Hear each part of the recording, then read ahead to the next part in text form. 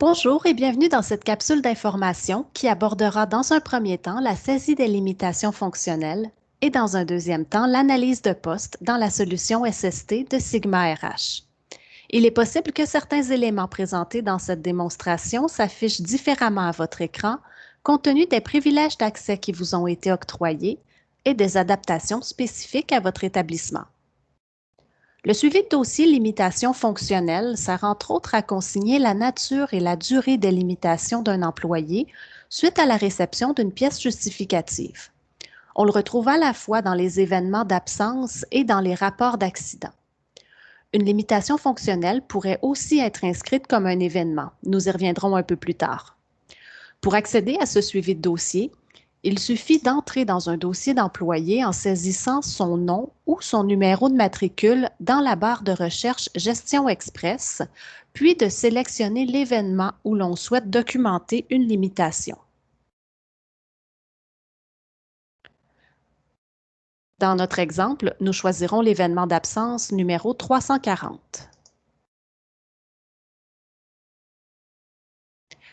Par la suite, dans les suivis de dossier, cliquez sur le bouton « Ajouter », puis sur « Limitation fonctionnelle ». Le premier champ qui apparaît à l'ouverture de l'écran vous permet d'indiquer si la limitation fonctionnelle provient d'une absence ou d'un rapport d'accident.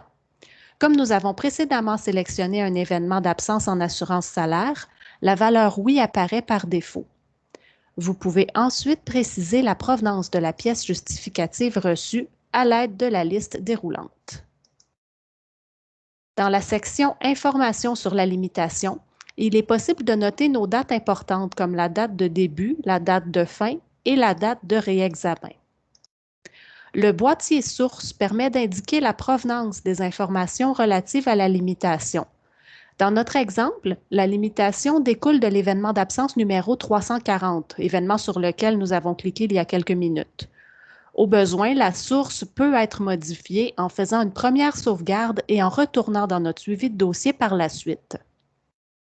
Des boutons radio vous permettent aussi d'indiquer, d'une part, si la limitation est permanente et d'autre part, s'il s'agit d'une nouvelle limitation ou de la reprise d'une limitation déjà connue. Dans le cas d'une reprise, une liste déroulante vous permet de sélectionner la limitation d'origine parmi celles qui figurent dans l'historique de l'employé. Plusieurs informations médicales, comme le nom du médecin et le diagnostic, peuvent également être inscrites. Le champ incapacité vous permet de décrire de façon détaillée ce que le travailleur n'est pas en mesure de faire, que ce soit, par exemple, au niveau des mouvements ou de sa charge de travail. Le champ limitation permet quant à lui de préciser la partie du corps affectée. Enfin, la dernière section de cette fenêtre flottante permet de catégoriser la limitation selon son type et sa classe. En fonction des informations que vous avez entrées, différentes indications pourraient s'afficher dans le champ Instructions à l'utilisateur afin de vous guider vers les prochaines étapes à envisager dans le traitement de votre dossier. Une fois votre saisie terminée, cliquez sur le bouton Enregistrer pour retourner à l'écran précédent. Un résumé des renseignements que vous avez saisis devrait alors apparaître dans les suivis de dossier, ainsi que dans la gestion express.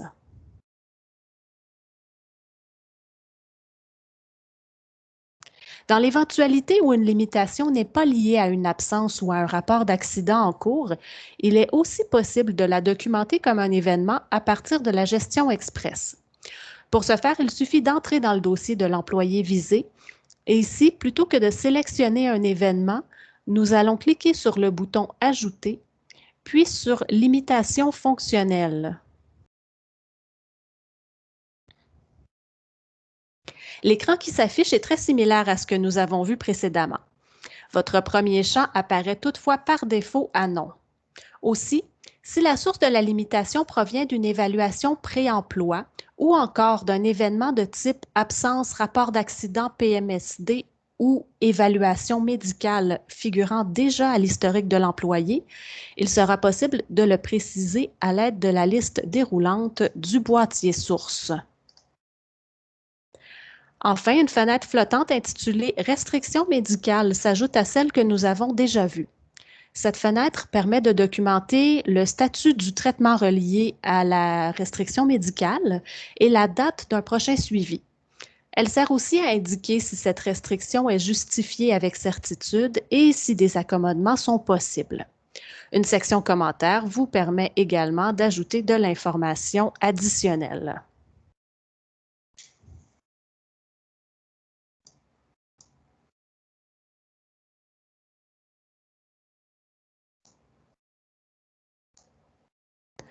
Encore une fois, des instructions à l'utilisateur pourraient s'afficher en fonction des renseignements que vous aurez saisis. Nous allons maintenant voir le suivi de dossier portant sur l'analyse de poste, qui permet de consigner différents renseignements en lien avec le poste d'un employé, qu'il s'agisse de son horaire, de ses tâches ou de l'ergonomie de son poste. Ce suivi de dossier se retrouve dans les événements de type absence et rapport d'accident PMSD. Il faut donc rechercher notre employé et sélectionner l'événement pour lequel nous souhaitons appliquer ce suivi.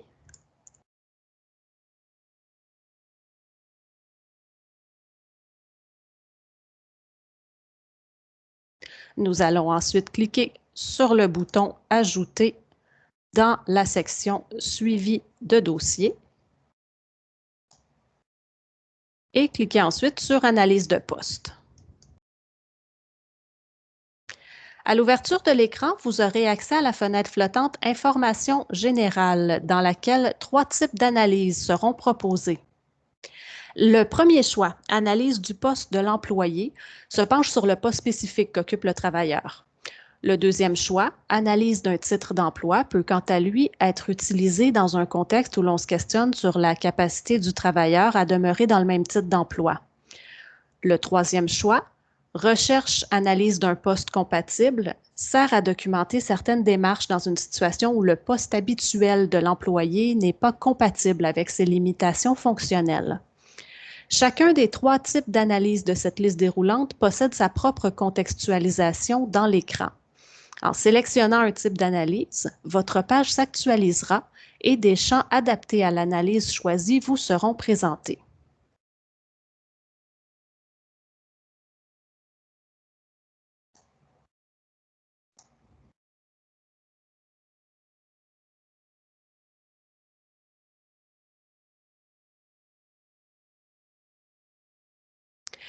Le contenu de la deuxième fenêtre flottante intitulée Suivi de l'analyse s'ajustera également selon les éléments sélectionnés dans Information générale.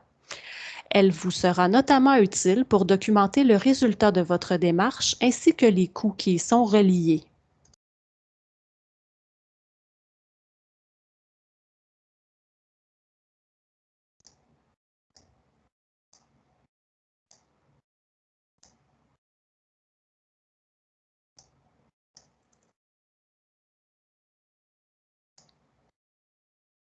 Ici aussi, des indications pourraient apparaître dans le champ Instructions à l'utilisateur afin de vous orienter vers les prochaines étapes pour le traitement de votre dossier.